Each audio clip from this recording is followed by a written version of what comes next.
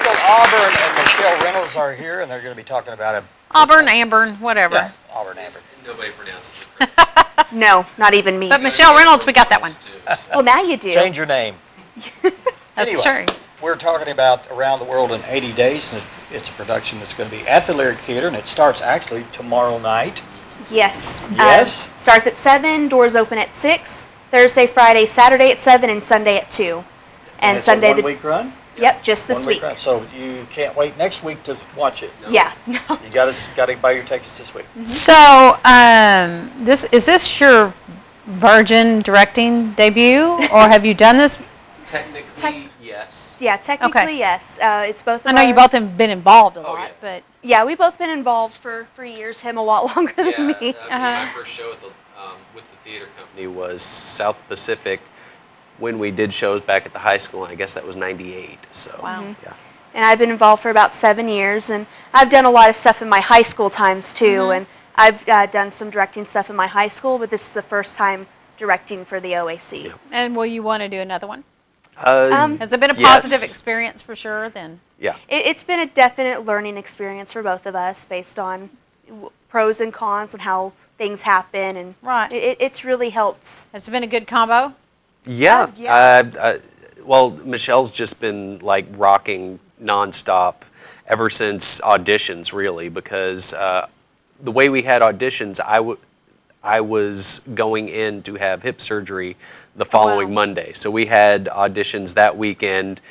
I gave her my notes and then off to get drugged up Wow. and zonked out for an entire week. So she's been handling everything, Wow. which well, is that's fantastic. awesome. So tell us about the show. The show is about one man called Phileas Fogg who decides that he's going to go on a wager with these gentlemen from the Reform Club that he hardly associates with because he has no friends or family or relatives. And pretty much the whole thing was that they're talking about no one can go around the world in 80 days. That's just a myth. That's what people are just making up. And he says, oh, well, it's proven, and I'll do it. I'll wager 20,000 pounds, which is a lot of money. What was it? Nowadays, what? We did the conversions just to let it sink into the audience, or at least the cast, to realize what numbers they were talking about. And 20,000 British pounds in 1872 converted to modern money is somewhere in the neighborhood of $2 or $3 million. Oh, wow. It's like Oh, wow. $2.8 million. It is. That's how much he's wagering. Yeah. From that Wow. time. And they're like, you're on. So he goes home and he's like, we're leaving tonight. And then at first things are kind of going smooth for him. And then you see the detective that's following him, and his plans are falling apart for arresting Phileas because he thinks that Phileas is a bank robber. Oh, gosh. And then things start going crazy and haywire, and storms happen, Indians come, and there's just a whole bunch of things. Yeah. And it's So just, is it obviously a comedy? Yes. Okay. Yes, Wow. it's a comedy adventure by Mark Brown, and it's really great. When you consider doing a play like this, do you consider all of the mechanics involved? Like, how many stage changes do you have, and Or just the making story. and scene Yes. making and all that? Well, we've tried to make it as simple as possible. Yeah. We did. I painted 3 basic small paintings that we're going to use because they're on a train a lot. So it's pretty much just going to be set up there, make it look, and it's very abstract to make it look like they're looking out of a train window. A couple of them stay up through a couple of other changes when they get off the train, back on and off. Only because that's where they're staying in the designated area. Yep. Okay. And then it just goes off, and it's just the stage is kind of blank except for our big little omni box that we Yeah. have.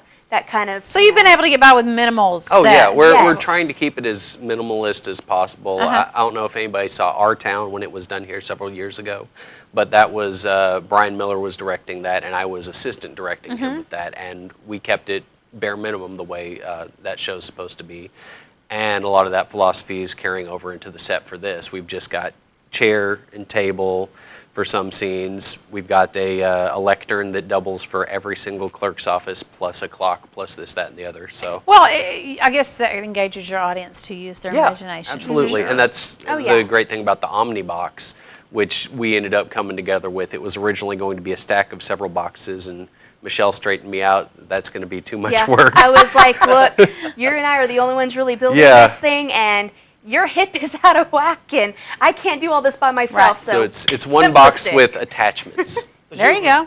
you're going to be relying on the story and the excellent writing. Absolutely. Yes. And the acting. Yeah, and the acting. Yeah. So tell us about your cast. The cast is, most of them are fairly new to doing shows. There are a few that have been going at it for a while. Our lead actor is Preston Garrison. I went to high school with him, and he's been doing things. And Master of comedy. Yes, yes. He's been phenomenal as Phileas Fogg. And I didn't expect that back in high school when I knew him, because, I mean, Gil and I went to school together, and Preston was our age. And he was always quiet and just kind of the goofy friend in the background. He started acting. He just came out of that shell. Absolutely. For sure. I've been impressed with him worth every the single fee time. just to watch him work. Right. Yeah, he's been doing wonderful. And then we have Lexi Knights. She's mostly ever done kid roles. Yeah. Because, she's on the shorter Right, side. right. And so she's only ever done kid roles, and we decided to make her our Detective Fix. Who Oh, wow. follows Phileas Fogg around the world. And she had her lines down within the first week. Yep. Yay, Lexi. Ready to go. It was main focus was cues and emotion, trying to get a bit more stern with the detective and everything. But she's been doing a really, really good job as the detective. Yeah. Great. And R.A. Yoda is Abby Copps. You've probably seen her in a few things, bus stop and stuff. And she's been doing really good. She's been practicing her Indian accent because she's an Indian woman. And so next thing you know, out comes Scottish and Cockney. And Accents are a challenge for everyone in this show. Interesting. Especially for, I guess, our next actor on the list, which is Lakin Mills. Lakin Mills, yes. She has 18 different characters. Oh, my gosh. And Yes. they Oh, have my 18 different She accents. comes out, says 5 lines, exits, comes back in as a different Hat. character, new costume, wig, hat, everything. Funny. That's a challenge Yep. for sure. And she gets so confused that she ends up just staying the same. Her voice just doesn't change. And it's like, Lakin, I love you, but change one of them. But she's come a long way since the very first rehearsals. Yeah, so. she's would really, definitely really be new. difficult. It's a challenging part. We've both said in the past that if we weren't directing it and were allowed to be in it, we would be fighting over her part. I told him automatically he could get passepartout and I'd be Lakin. He can do a French accent really, really good. So, And that brings us to our passepartout, which is Jarrett. Jarrett Mann is our passepartout. Okay. He's the sole servant to our main guy, Phileas Fogg, and he just got hired at the start of the play. And like 2 hours later, he comes home and says, "Hey, we're leaving." Yep. And Oh, he's wow. like, "I wanted a quiet life." Not going to happen. However, his active past definitely serves well throughout the course of the adventure, because all of the skills he's built up as a circus performer and Paris Fire sergeant Brigade and all things this like that stuff. come into play during the course of the story. And all he wanted was just a quiet life. Well, it's a fun story. I've seen it. I've seen it in different versions on movies and television. So I mean, it's going to be a fun story for people to watch. And if you've seen or heard it or watched it or read the book, you'll be familiar with all the characters. And we'll let people know how to get tickets. Oh yes, the lyric.org. You can go there. If you need to, go to the Facebook page, and it'll say "Get Tickets Now." You can just click on it. It will lead Okay. you straight to the You site. can select which seats you want.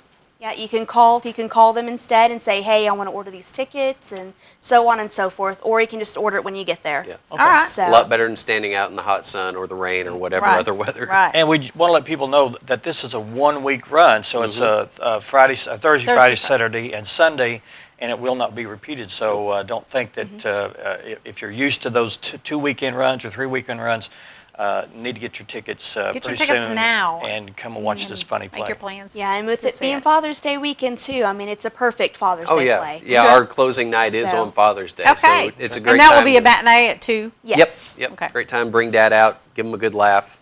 That's a good Father's Day present, I suppose. So, Well, thanks, all right. guys. Thank Appreciate you very, it very, very much for much. coming. It's good to have you all. And as always, break a leg thank you. and tell your cast that. Please, You guys pass that don't on to physically them. break one. Yeah. Thanks a lot. Thank you. Absolutely. Up next, we're going to be talking with Eric Stefanski about an event that's also at the Lyric, and this is a reoccurring event that usually it's very popular in the community, and you need to listen up and take note of this one.